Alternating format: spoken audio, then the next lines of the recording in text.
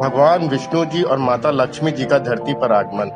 एक बार भगवान विष्णु जी शेषनाग पर बैठे बैठे बोर हो गए और उन्होंने धरती पर घूमने का विचार मन में किया।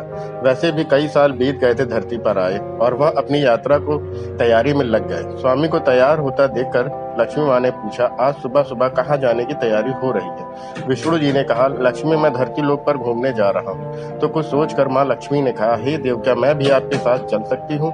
भगवान विष्णु ने 2 पल सोचा, फिर कहा, एक शर्त पर तुम मेरे साथ चल सकती हो। तुम धरती पर पहुंचकर उत्तर दिशा की ओर बिल्कुल मत देखना। इसके साथ ही माता लक्ष्मी ने हाँ कह के अपनी बात मनवा ली और सुबह माँ लक्ष्मी और भगवान विष्णु धरती पर पहुंच गए। अभी सूर्य देवता निकल रहे थे। रात बरसात होकर कटी थी। चारों ओर हरियाली ही हरियाली थी। उस समय चारों ओर बहुत शांति थी और धरती पर बहुत ही सुंदर दिख रही थी और माँ लक्ष्मी मंत्रमुग्ध होकर धरती को देख रही थी और भूल गई कि पति को क्या वचन देकर आई हैं। और चारों ओर देखती हुई जब उत्तर दिशा की ओर देखने लगी, पता नहीं चला उत्तर दिशा में माँ लक्ष्मी को बहुत ही सुंदर बगीचा नजर आया और उस तरफ से भीनी भीनी खुशबू आ रही थी और बहुत ही सुंदर सुंदर फूल खिले थे। यह फूलों का खेत था और माँ लक्ष्मी बिना सोचे समझे उस खेत में गई और एक सुंदर सा फूल तोड़ लाई। लेकिन यह क्या, जब माँ लक्ष्मी भगवान विष्णु के पास वापस आई तो भगवान विष्णु की आंखों में आंसू थे और भगवान विष्णु ने माँ लक्ष्मी को कहा कि कभी भी किसी से बिना पूछे उसका कुछ भी सामान नहीं लेना चाहिए और साथ ही अपना वचन भी याद दिलाया। माँ लक्ष्मी को अपनी भूल का पता चला तो उन्होंने भगवान विष्णु से इस भूल की माफी मांगी। तो भगवान विष्णु ने कहा कि जो तुमने भूल की है उसकी सजा तो तुम्हें जरूर मिलेगी। जिस माली के खेत से तुम नए बिना पूछे फूल तोड़ा है यह एक प्रकार की चोरी है, इसलिए अब तुम 3 साल तक माली के घर नौकर बनकर रहो। उसके बाद मैं तुम्हें बैकुंठ में वापस बुलाऊंगा। माँ लक्ष्मी ने चुपचाप सर झुकाकर हाँ कर दी और माँ लक्ष्मी एक गरीब औरत का रूप धारण करके उस खेत के मालिक के घर गई। क्या एक झोपड़ा था और मालिक का नाम माधव था। माधव की बीबी 2 बेटे और 3 बेटियां थी। सभी उस छोटे से खेत में काम करके किसी तरह से गुजारा करते थे। माँ लक्ष्मी जब एक साधारण और गरीब औरत बनकर माधव के झोपड़े पर गई तो माधव ने पूछा, बहन तुम कौन हो और इस समय तुम्हें क्या चाहिए? तब माँ लक्ष्मी ने कहा, मैं एक गरीब औरत हूँ, मेरी देखभाल करने वाला कोई नहीं, मैंने कई दिनों से खाना भी नहीं खाया, मुझे कोई भी काम दे दो, साथ में मैं तुम्हारे घर का काम भी कर दिया करूँगी, बस मुझे अपने घर में कोने में आसरा दे दो। माधव बहुत ही अच्छे दिल का मालिक था।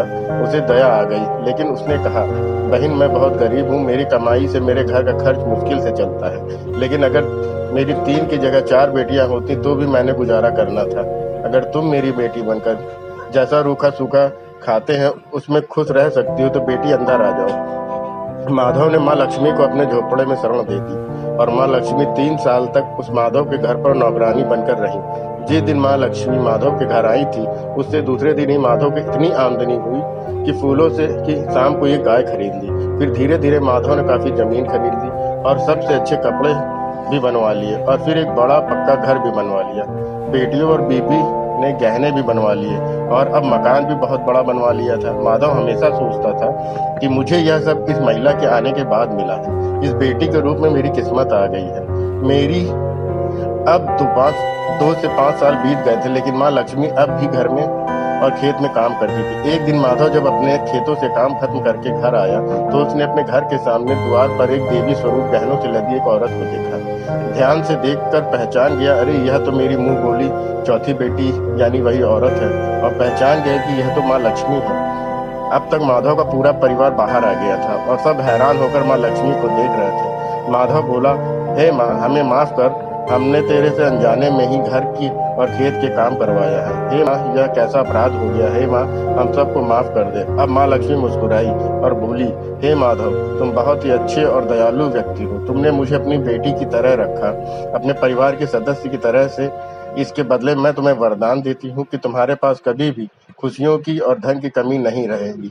तुम सारे सुख मिलेंगे जिसके तुम हकदार हो। और फिर माँ अपने स्वामी के द्वारा भेजे रथ में बैठकर बैकुंठ चली गईं।